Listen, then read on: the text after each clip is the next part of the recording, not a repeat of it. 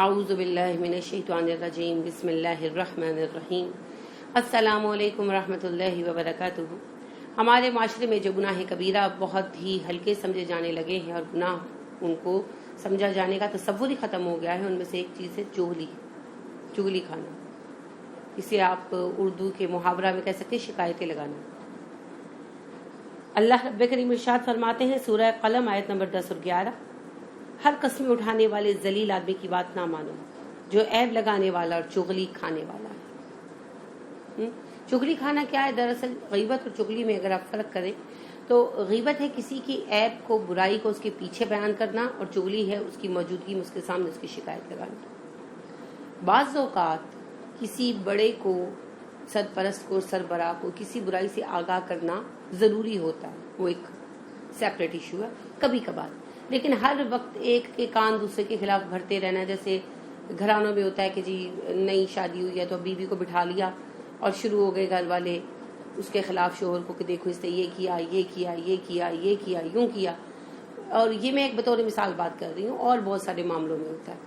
بھائی بھائی کے خلاف کر سکتا ہے، ایک بھائی دوسرے بھائی کے خلاف، ایک جو ہے اسسٹنٹ اپنے سے کمتر رینک کے جو ہے ورکر کے خلاف اپنے سینئر آفیسر کو اس طرح بھڑکا سکتا ہے، دیکھیں سر یہ یوں کرتا ہے، یوں کرتا ہے، یوں کرتا ہے۔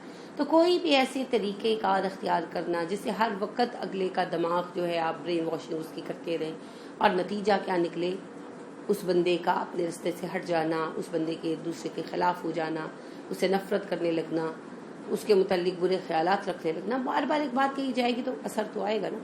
تو یہی چغلی، ٹھیک ہے۔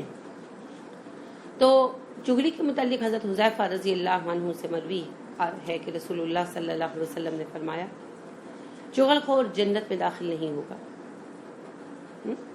کتنی چھوٹی سی بات ہے نا بظاہر، لیکن اس کا عذاب دیکھیے، اس کی سزا دیکھیے، چغل خور جنت میں داخل نہیں ہوگا۔ اسی طرح حضرت عبداللہ بن عباس رضی اللہ عنہ سے روایت ہے کہ نبی اکرم صلی اللہ علیہ وسلم دو قبروں کے درمیان سے گزرے۔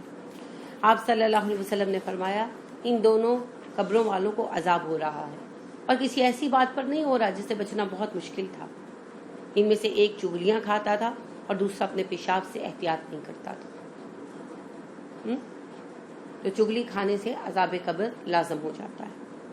اسی طرح ابو ہریرہ رضی اللہ عنہ کہتے ہیں کہ نبی کریم صلی اللہ علیہ وسلم نے ارشاد فرمایا لوگوں میں تم سب سے برا دو چہرے والے کو پاؤ گے۔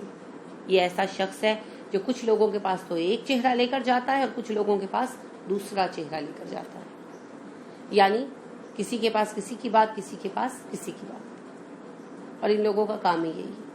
اور چغلی میں بھی سب سے بدترین چغلی وہ ہے جو میاں بیوی کو ایک دوسرے کے خلاف بھڑکانے کے لیے لگائی جاتی ہے، اور پھر باقی اسی طرح جتنا قریبی رشتہ ہوگا اتنا زیادہ وبال ہوگا۔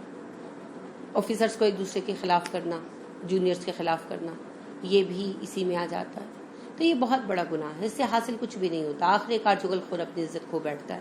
اور فرض کریں کہ اگر آپ کو کوئی کامیابی حاصل ہو بھی گئی تو کس قیمت پر حاصل ہو رہی ہے؟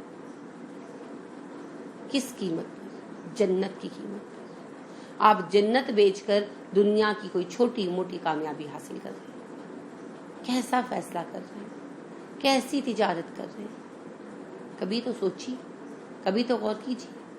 ایسا نہ ہو کہ ہم پر بھی اللہ کا ہی قول صادق آ جائے فما ربحت تجارتہم، ان کی تجارت انہیں کوئی فائدہ نہیں دینے والی۔ تو ایسی تجارت سے باز آئیے، نفع کی تجارت کیجیے، چغلی اور غیبت ان دونوں سے دامن بچائیے، کیونکہ یہ ہمارے عملوں کو کھا جانے والے عمل ہیں۔ اللہ ہمیں توفیق عطا فرمائے۔